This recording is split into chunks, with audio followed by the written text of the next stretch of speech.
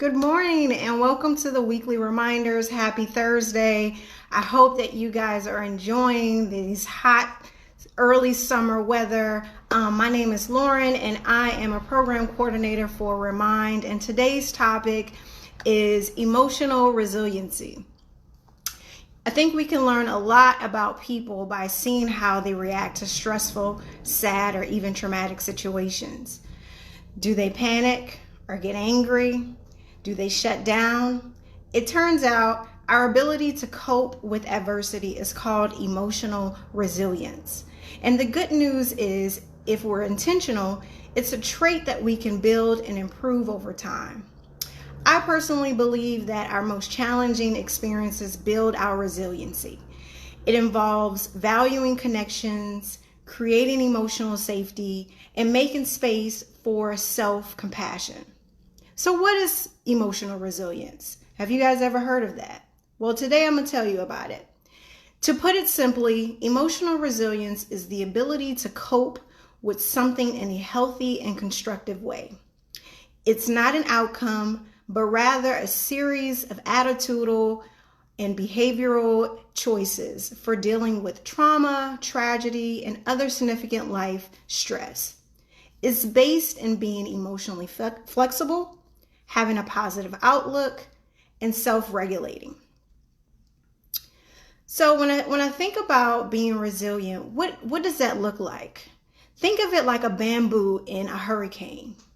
It may bend rather than break, or even if it feels like it's broken at times, there is still a part of it that deep down is that it won't be broken forever, right? So resiliency could look like overcoming addiction, leaving a toxic relationship, beating cancer or COVID, a friend listening when you need help, or taking the initiative after losing your job, etc.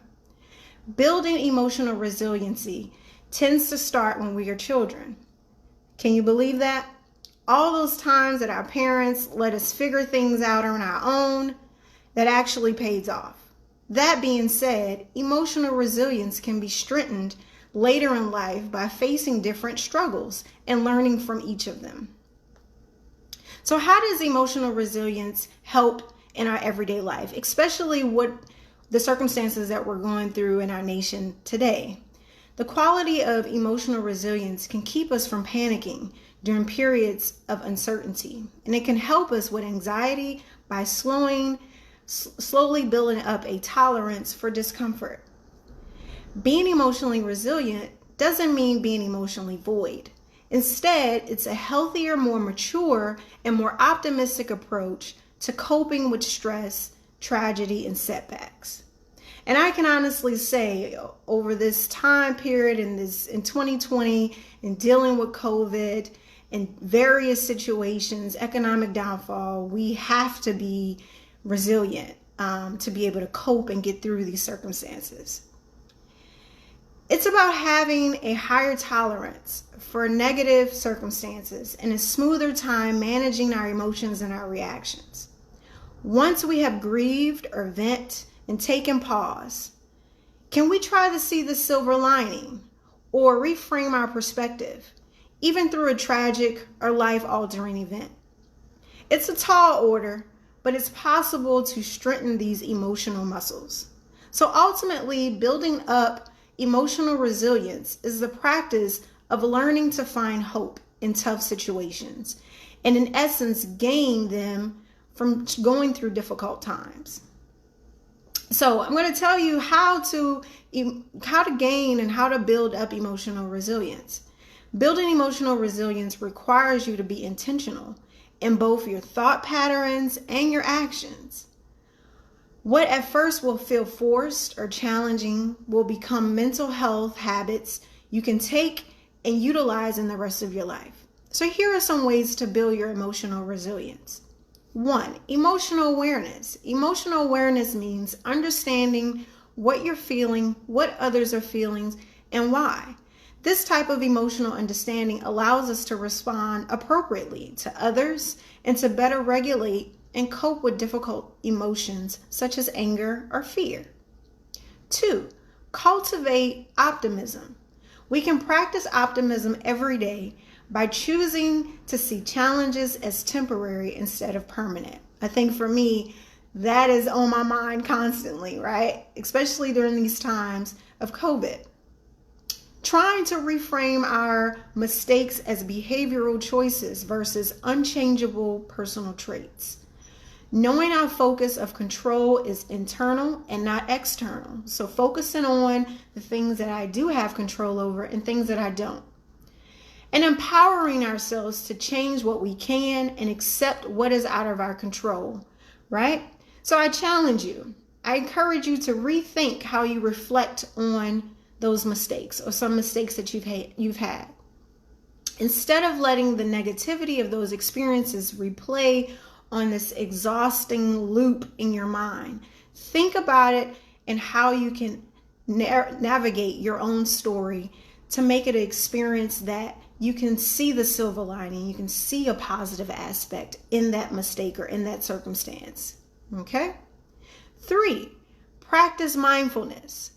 We are masters of distraction. TV, overeating, risky behavior, some gossiping, etc. We all react differently to stress and trauma. Some of us shut down and some of us ramp up. Somehow in the middle there is mindfulness. Being in the present moment without judgment or avoidance. It takes practice, but it's one of the purest forms of healing and emotional and resilient building. Practicing mindfulness strengthens and reduces the fight or flight response in the emotional brain. And as mentioned last week, our fight or flight response triggers stress and is rooted in fear, thus causing anxiety. Right, the 4th thing is support. Social support plays a critical role in fostering resilience in addition to improving overall mental well-being. While resilient people tend to be strong individuals, they know the value of social support and can surround themselves with supportive friends and family. So just a recap, emotional resilience is the hope that there is light at the end of the tunnel, even though we may not be able to see it all the way through. We build it by having emotional awareness, having perspective, cultivating optimism, practicing mindfulness, and maintaining social support. And so I leave you with this. What I went through happened. Who I was existed. I needed my past and needed my mistakes to get me where I am now. So I challenge you today to exercise those emotional resilience muscles and think about the challenges that you overcame and how we will get through our current situation right now.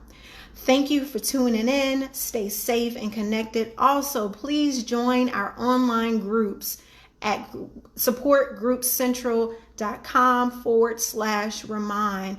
It's awesome to be a part of a social support network. So please join our support groups. Check out our website at remindsupport.org for further information and resources available. Once again, stay safe. Join me next Thursday for a discussion on understanding empathy. Thank you so much. Have a wonderful weekend. Stay safe.